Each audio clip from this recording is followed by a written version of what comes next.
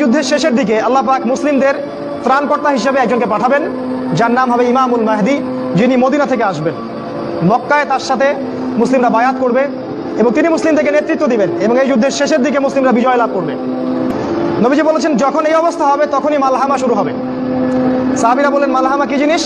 নবীজি বললেন, এমন যুদ্ধ যে যুদ্ধে 100 জনের মধ্যে 99টা মানুষ মারা যাবে। 100 জনের মধ্যে 99টা সৈন্য মারা যাবে এবং এই যুদ্ধটা হবে ইউফ্রেটিস বা ইরাকের ফোরাত নদীর সোনার পাহাড়কে কেন্দ্র করে। এটা সামনে হতে যাচ্ছে এবং এই যুদ্ধটা হবে 80টা দেশের মধ্যে। বিশ্বের 80টা দেশ একত্রিত হয়ে যুদ্ধ করবে সামনে। আপনি প্রথম বিশ্বযুদ্ধ দেখেছেন না, দ্বিতীয় বিশ্বযুদ্ধ দেখেছেন, এগুলো এই যুদ্ধের সামনে কিছুই না।